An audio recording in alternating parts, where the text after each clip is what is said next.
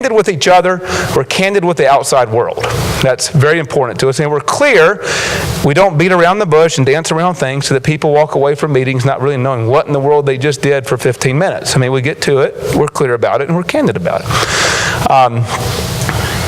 And I have to admit, people who come from a culture of not being clear and candid, when they come into our company culture, they're like, whoa, hey, nobody's ever told me what they really thought about me. Well, you're going to get to know about yourself when you come to work for us.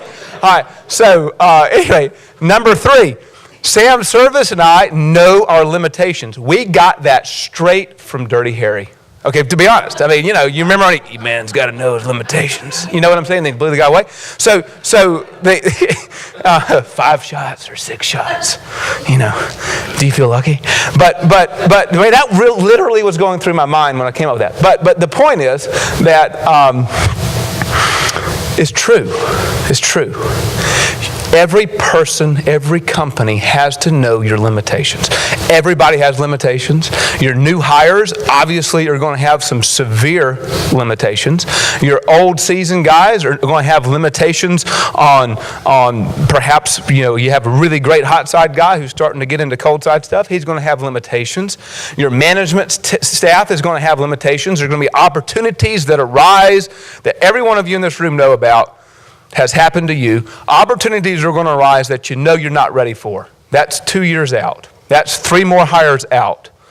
You've got to know your limitations and when you should do it and when you shouldn't do it and pull back. So that applies from the receptionist to the technician to the finance department to the upper level management. Everybody's got to know their limitations and they got to respect their limitations. Now, that leads us into number 4. Sam Service and I are always learning and growing.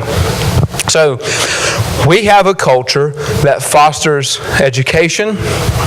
We love Cephessa because it offers so much opportunity to be educated and to go through training exercises. And we believe on an individual basis, we want our people to be better each year that they're at our company on an individual. We want them to be better in their personal lives. We want them to be better in their professional lives. And that will translate into our company being better as a place to work, personal, and as a place to make, profit and money, professional. So that we want people and we want our company to constantly be learning, constantly be growing. Learning, of course, is to acquire new skill. Growing is to be larger and better than you were previously. Growth. And finally, and to be quite honest, in my opinion, the most important of our core values is that Sam Service and I are joyful in our work. Once again, we use the word work because we believe that's a duty and we believe it's something that's good for us. And we believe that if you execute core values 1 through 4, that you are going to have joy in what you do.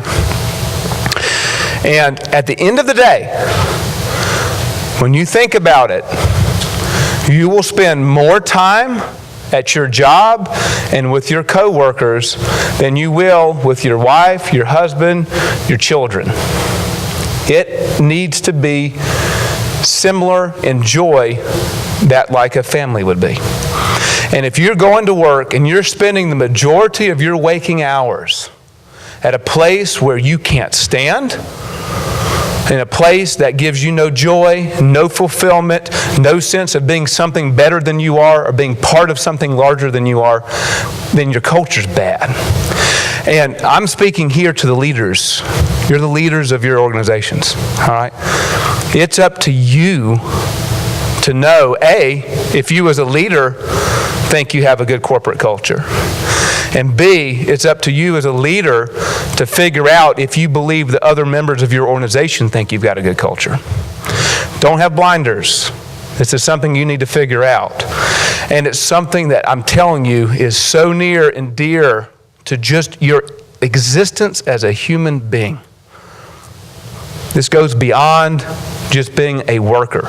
This gives you a sense of joy, fulfillment, self-actualization. If you want those things, you've got to get your core values right. And I'm by no means suggesting that these are everybody in the world's core values, because they're not. They shouldn't be. They shouldn't be. My law firm has radically different core values. One of the core values of my law firm is to dress nice. So I dress nice a lot. But out of respect, and it's out of respect for people. But my point is this. You're not going to hear anything today, I don't think, that you haven't already heard before. My hope is that you just start acting on it. Because if you want a better life for yourself and for your coworkers, if you want that better life to spill into your home life, I mean, how many of you go home after a hard day at work and it's just, you have a hard day at home because you can't get past your hard day at work? Think about who you are, figure out who you are, write down who you are, and hire people who you are, and fire people who you are, okay? Run your company, run your logistics, run your people on this, and your life will be so much better. That's it. If you got any, I'll be at the little social mixer thing, so if you have any questions, give me a shout. Thank you, Nick.